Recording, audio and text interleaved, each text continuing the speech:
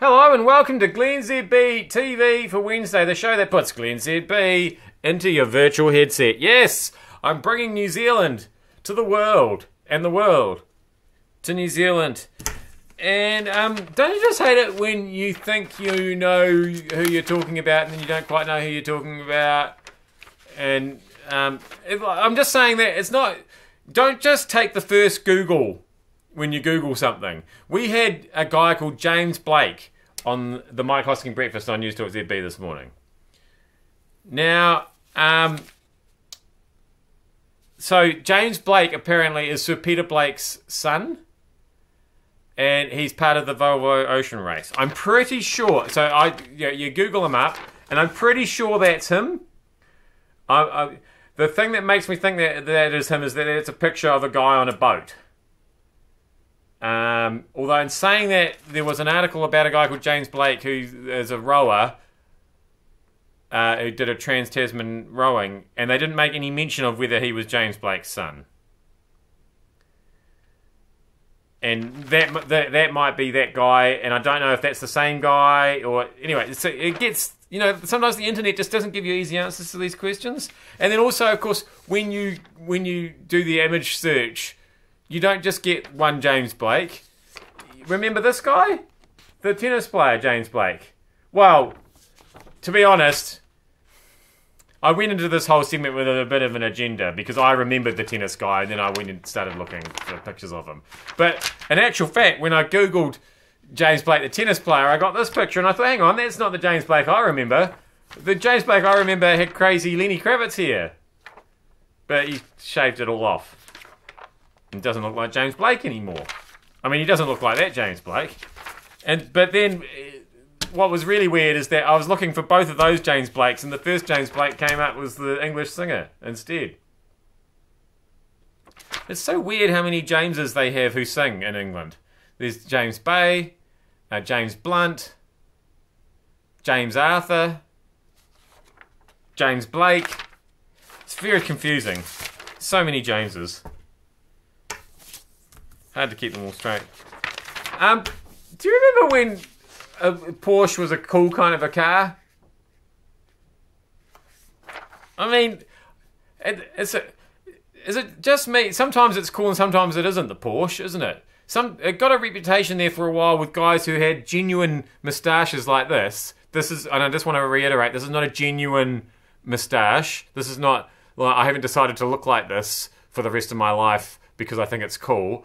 This is for a show. I am playing Herod in Jesus Christ Superstar, Centre Stage Theatre. Please come and see it if you want to understand why I have this moustache. But it's not a fashion choice, is what I'm saying. But anyway, there was a time when people had similar moustaches to this as a fashion choice, and they would often drive Porsches.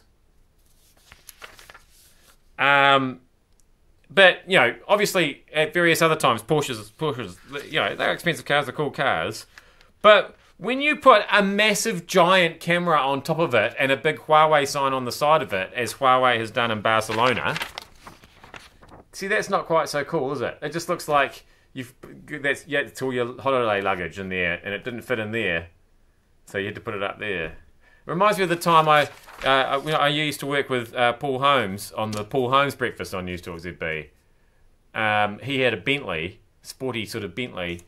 And then I saw a plumber who also had a Bentley, and he'd sign written, like he was using it for his business vehicle, and he had a roof rack on top of the Bentley with a ladder on it, like he was literally using it as his work car.